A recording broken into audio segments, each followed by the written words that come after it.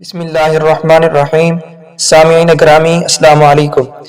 سورہ کوثر کے خاص عمل سے دولت کی بارش نوٹ پر دم کر کے جیب میں ڈالیں اور پھر کمال دیکھیں۔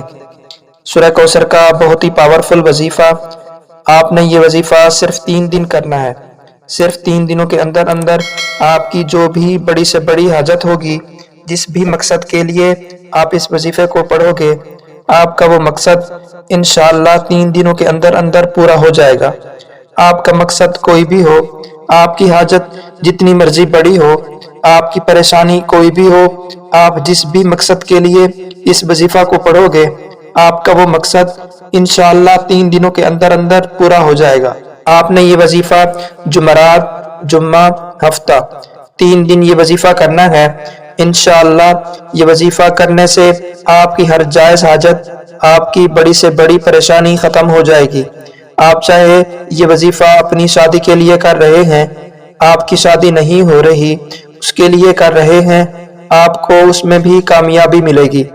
آپ بے روزگار ہیں، آپ کو کوئی کام نہیں مل رہا، آپ اس کے لیے بھی یہ وظیفہ کر سکتے ہیں۔ آپ کے دشمن ہیں، آپ ان سے چھٹکارا پانے کے لیے بھی یہ وظیفہ کر سکتے ہیں۔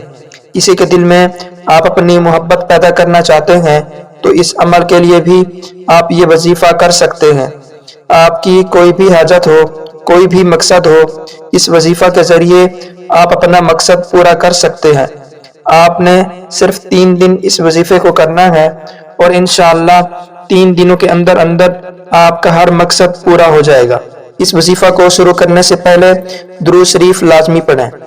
آپ نے وظیفہ کس طرح کرنا ہے؟ آپ نے سورہ کوثر پڑھنی ہے۔ سورہ کوثر قرآن پاک کی سب سے چھوٹی سورت ہے۔ یہ سورت قرآن پاک کے 3 پارے میں ہے۔ آپ نے جمعرات کو یہ وظیفہ کرنا ہے اور ہفتے کو یہ وظیفہ ختم کرنا ہے۔ 3 دن آپ نے یہ وظیفہ کرنا ہے۔ جمعرات کے دن آپ نے نماز فجر کے بعد اول آخر درود شریف پڑھ لیں۔ اس کے بعد آپ 129 دفعہ سورۃ کوثر کو پڑھ لیں۔ صبح نماز فجر پڑھ کر اس وظیفے کو کریں، پھر نماز عصر پڑھ کر اس وظیفے کو کریں۔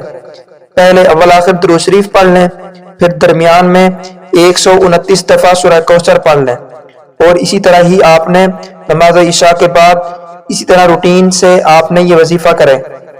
اسی طرح تینوں دن آپ نے یہ وظیفہ کرنا ہے۔ آپ کی کوئی بھی حاجت ہے، کوئی بھی مقصد ہے، اس کو ذہن میں رکھ کے آپ نے یہ وظیفہ کرنا ہے۔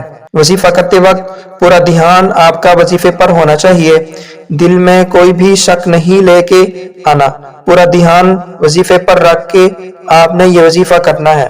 انشاءاللہ اس وظیفے کو کرنے کے بعد آپ کی اللہ سے مانگی ہر دعا قبول ہوگی۔ اس وظیفہ کو پڑھنے کی ہر بھائی بہن کو اجازت ہے۔ اس کو پڑھنے کی کسی سے بھی اجازت لینے کی ضرورت نہیں ہے، اور صدقہ جاریہ سمجھ کر اس وظیفہ کو لازمی شیئر کریں۔ اس کے علاوہ سورہ کوثر کو آپ نوٹ پر دم کر کے جیب میں ڈالیں، انشاءاللہ اس سے بھی آپ کو غیب سے رزق عطا ہوگا۔ دعا ہے کہ اللہ تبارک و تعالی ہمیں اس پر عمل کرنے کی توفیق عطا فرمائے۔